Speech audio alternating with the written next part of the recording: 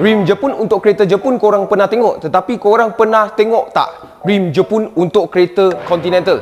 So hari ni Wan Cina nak review satu set rim yang rim Jepun lah untuk kereta Continental yang baru sampai kedai Wan Cina. So kita buka kotak dulu, tengok rupa rim ni macam mana sebelum kita cakap untuk kereta apa guys.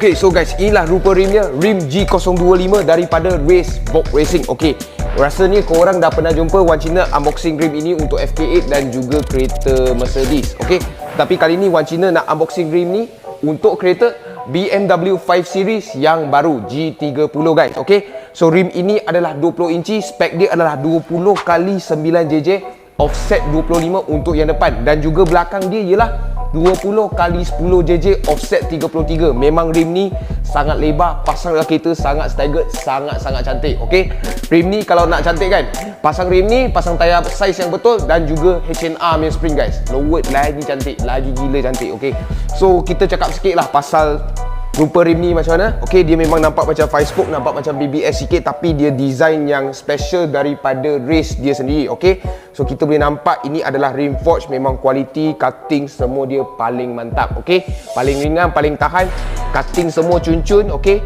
kita nampak ukiran sini made in Japan, Forge Box Racing G025 Race ENG dot. Okay, so cap dia datang sekali, memang bukan beli lain lah, tak ada optional. Okay, dan juga kita boleh nampak surat beranak semua cun-cun lagi, memang rim baru lah, memang cun lah. Okay, finishing semua memang cantik, anti slip memang tak ada lah, tak macam T37 lah.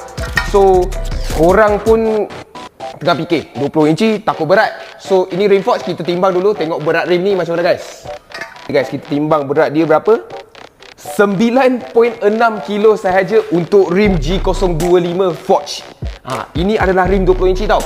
Bayangkan rim 20 inci ni dia boleh 9.6 kilo saja. Betapa gila ringan untuk rim ni, tapi betapa kukuh dia boleh buat. Okay, so rim ni pasang kat kereta memang performance naik kau-kau, naik cantik, memang sedap lah bawa nanti. Cornering apa, acceleration semua sangat sedap. Okay, boleh jimat minyak, boleh lagi power, dan juga boleh lagi stable. Bayangkan berapa bagus rim ini. Okay, so kita nak review sikit untuk G025 ni untuk kereta G30 BMW 5 Series. Okay, so itu saja untuk video kali ni. Kalau korang suka video kali ni, tolong like, share dan komen kat bawah apa yang korang nak tengok seterusnya. Macam biasa, cari Wan Cina. Thank you guys.